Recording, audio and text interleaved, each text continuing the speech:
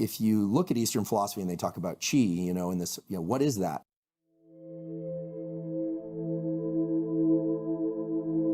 Life creates it, makes it grow. Its energy surrounds us and binds us. Luminous beings, so not this crude matter. You must feel the force around you, here, between you, me, the tree, the rock.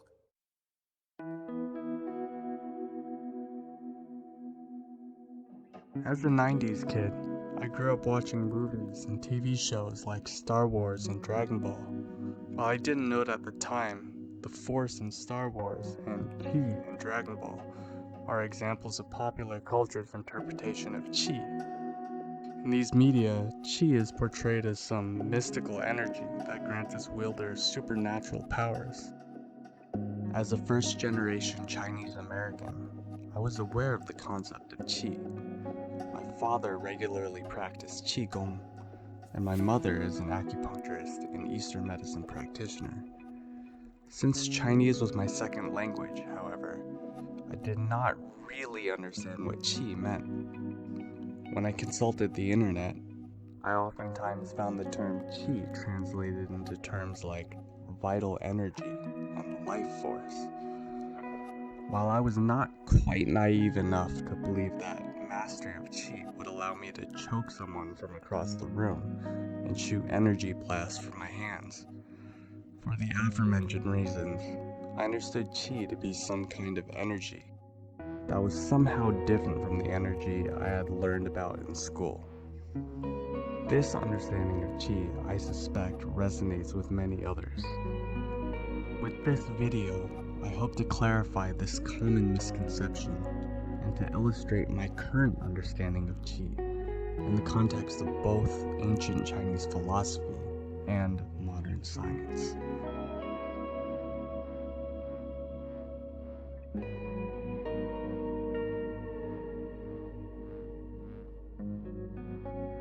Lao Tzu's Tao Te Ching says, Dao Sheng Yi.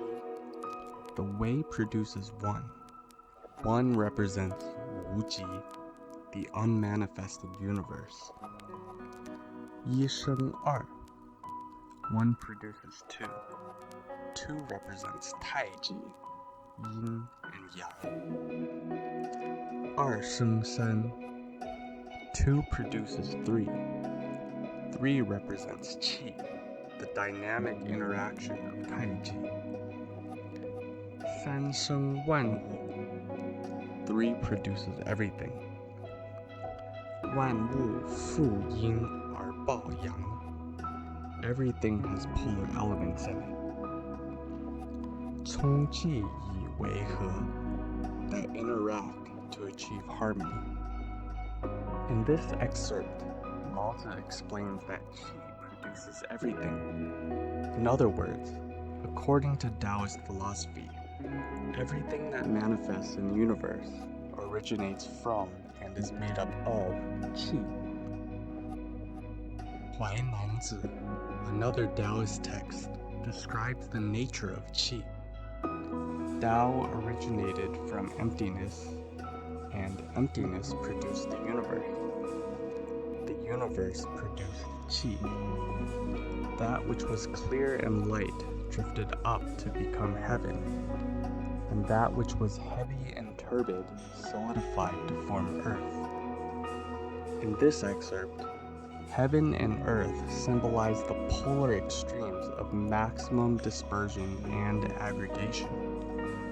According to ancient Chinese philosophers, the infinite variety of phenomena in the universe, including life and death, is the result of the continuous aggregation and dispersion of Qi to form phenomena of various degrees of materialization.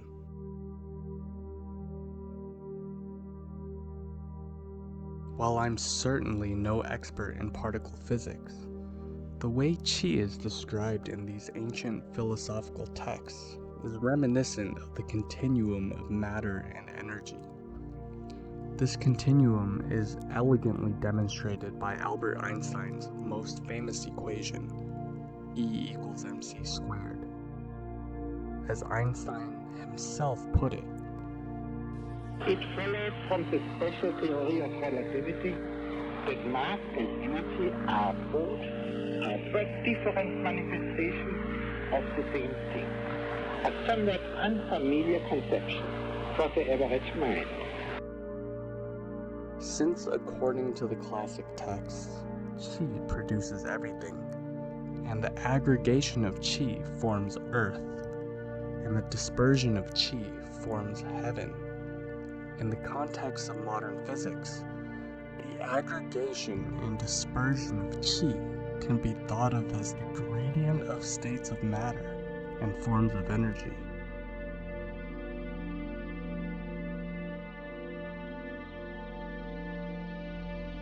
In 1968, American mathematician and National Medal of Science recipient Norbert Wiener said, "Information is information, neither matter nor energy. If information is neither matter nor energy, then what is it?" Werner Gitt defined universal information as a symbolically encoded, abstractly represented message conveying the expected action and the intended purpose. Gitt applied this definition of information to the concept of biological information using the central dogma of molecular biology, the DNA, RNA, protein synthesizing system, as an example. Universal information can be stored and conveyed in a multitude of biological signaling systems. The endocrine system communicates through hormones.